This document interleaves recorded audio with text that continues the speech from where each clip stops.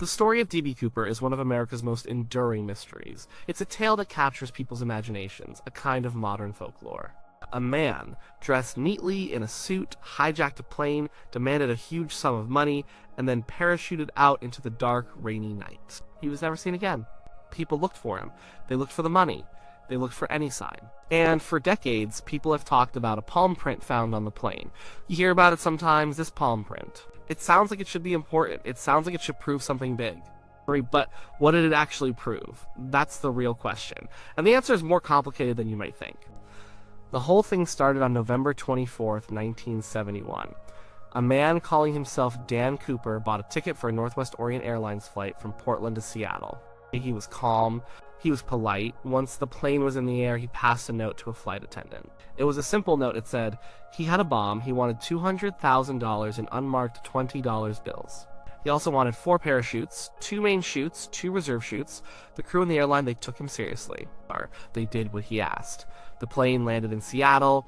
The passengers got off. The money and parachutes were brought on board.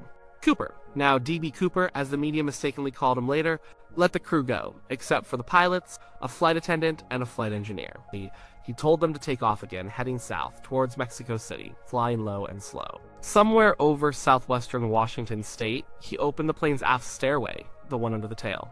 He strapped on a parachute.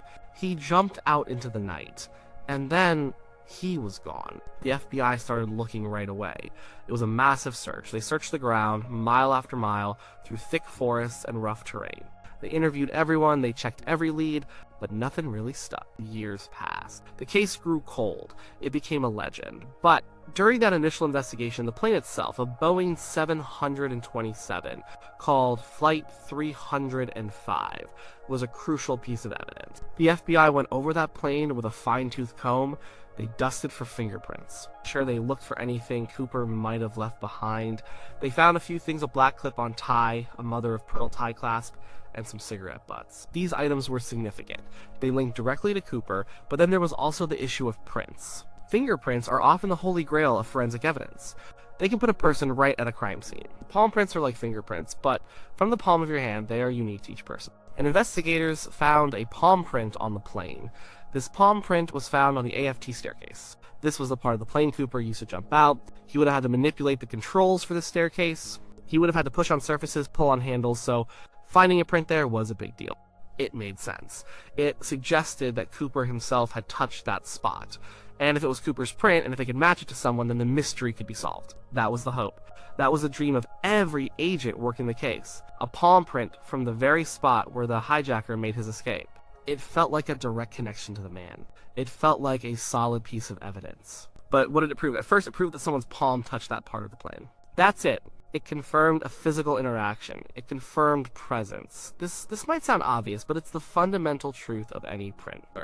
A print says, a hand was here. The crucial next step is to figure out whose hand. And that's where the difficulties began. A palm print, like a fingerprint, is a unique identifier. It has ridges and patterns, just like your fingertips. Forensic experts can analyze these patterns. They can compare them. If you have a suspect, you take their palm prints. You compare them to the print found at the scene. If enough points match, you have a positive identification. The person who left the print at the scene is the suspect. It's powerful evidence. It can be definitive. The problem in the D.B. Cooper case was a lack of comparison. The FBI didn't have a suspect. Not a solid one anyway. They had thousands of leads. They had theories. They had people who looked kind of like the composite sketch. But they didn't have anyone they could definitively say was D.B. Cooper. And without a suspect, they couldn't get a palm print for comparison. You can't just take palm prints from every person in the United States. That's not how it works. You need a reason. You need probable cause. So, the palm print became a piece of evidence waiting for a match that might never come. It was a silent witness holding a secret it couldn't share without help. The palm print proved that a hand was there, and it was likely Cooper's. Why likely? Because the aft staircase was off limits to passengers during the flight. It was an area primarily accessed by crew and then by Cooper during his escape. So the chances of it being a random passenger's print were low. The chances of it being a crew member's print were also low, as they would have been accounted for. outcome. It was most probable that the print belonged to the hijacker himself, who spent time back there preparing for his jump. This inference was strong. It meant the print had potential, but potential is not proof. The print itself, isolated, proved nothing about Cooper's identity. It didn't prove his name. It didn't prove where he came from. It didn't prove where he went. It just proved he was on that plane and he touched that spot. And the FBI already knew he was on the plane. They knew he touched that spot because he jumped from it. So, in terms of advancing the identity of D.B. Cooper, the print, on its own, proved very little. It confirmed what was already strongly presumed. And think about the age of the print. This happened in 1971. Forensic science was good then, but it wasn't what it is today. Technology has come a long way, but even with modern technology, a print from 1971 has its challenges. Prints degrade over time. The quality can be an issue.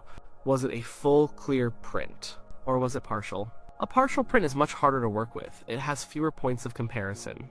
It makes a definitive match much more difficult. Investigators would have meticulously photographed it, lifted it, preserved it. But time still takes its toll. The very nature of a commercial aircraft means many hands touch its surfaces. While the aft staircase was less trafficked, it wasn't pristine. There could have been other prints, smudges, layers.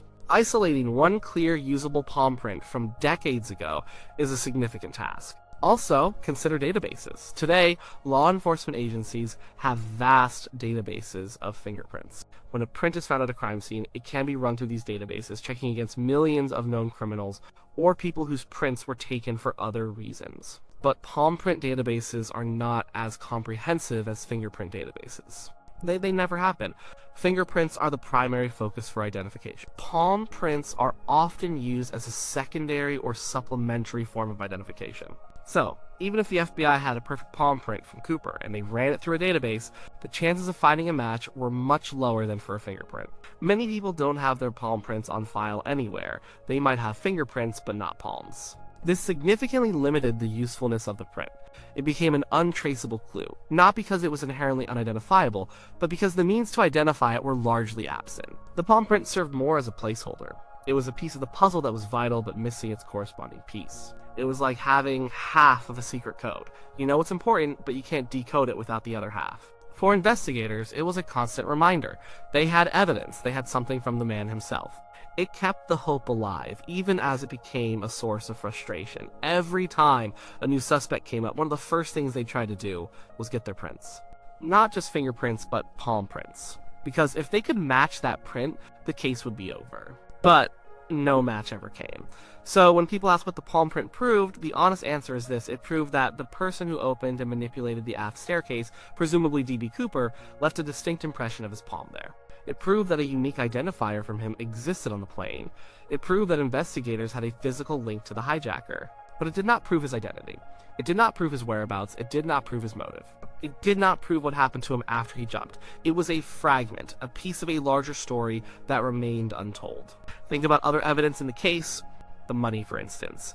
A bundle of the ransom money was found years later in 1980 by a young boy digging on a beach along the Columbia River. This money was absolutely proven to be part of the Cooper ransom. The serial numbers matched. This was concrete proof. It proved that at least some of the money had survived the jump. It proved that it had made its way to that location. It helped establish a possible general area where Cooper might have landed or where the money might have drifted. That was a tangible, undeniable piece of proof that reshaped some of the theories. The tie and the tie clasp were also important. These were left behind on the plane. They were undeniably Cooper's possessions. They gave investigators a small amount of DNA, though this was before modern DNA analysis was common. Later, with advancements in forensic science, limited DNA profiles were developed from these items. This DNA also served as an identifier. It was proof of his biological presence. If a suspect emerged and they could get their DNA, they could compare it. But again, no match.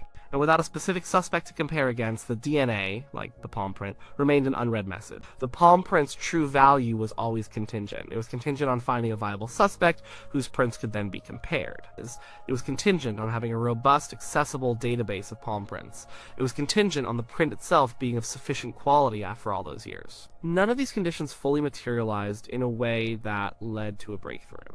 The print remained a tantalizing, almost mocking clue. It was there, it was physical, it was unique, and yet it was useless for solving the core mystery. Some might argue that the print proves the FBI did a thorough job. They collected all the evidence they could. They didn't miss something obvious. They treated the plane as a major crime scene. And that's true. The existence and preservation of the palm print speak to the dedication of the early investigator. They knew its importance, they held on to it, they kept it as a benchmark for future possibilities. It's not like they ignored it or dismissed it. They knew what they had, they knew its potential. But potential is often defined by what you can do with it, and with this particular piece of evidence, they couldn't do much. It's like finding a key without knowing what lock it opens. You know it's a key. You know, it's designed to open something. But without the lock, it's just a piece of metal. The palm print was a key without a lock. It was a piece of Cooper, an imprint of his physical self, frozen in time on that plane. But without a person to match it to, it stayed frozen. Years and decades have passed. The D.B. Cooper case is officially inactive now. The FBI decided to put it on the back burner in 2016, citing the sheer age of the case and the diminishing likelihood of a resolution. But they still keep the evidence. The tie, the money, and yes, the records of that palm print. They are all still there. If by some miracle a credible suspect were to emerge, someone with a strong connection to the case, perhaps a deathbed confession, or a relative coming forward with information, then that print might be dusted off again. It might be compared. That's the only scenario where it could truly prove something definitive about D.B. Cooper's identity. Until then, the palm print is a symbol of the untraceable. It's a reminder of the limits of forensic science, especially when a perpetrator leaves so little else behind and then disappears without a trace. It represents the frustration of an investigation that had pieces of the puzzle but could never put them together. It's a testament to the fact that even the most direct physical evidence, a print from the very hand of the criminal, can remain silent if there's no voice to speak its name. So, in summary, what does the palm print on the D.B. Cooper plane prove? It proves D.B. Cooper touched the aft staircase of Flight 305. It confirms his physical presence at the point of his escape. It proves that a unique identifier from his hand existed on the plane. But it does not prove who he was, it does not prove where he went, it does not prove what happened to him. It is a fundamental piece of physical evidence that, for nearly 50 years, has been unable to fulfill its promise of identification. It remains a powerful symbol of an unsolved mystery, a silent clue, waiting for a voice. It is a piece of the story that continues to whisper but never truly speaks.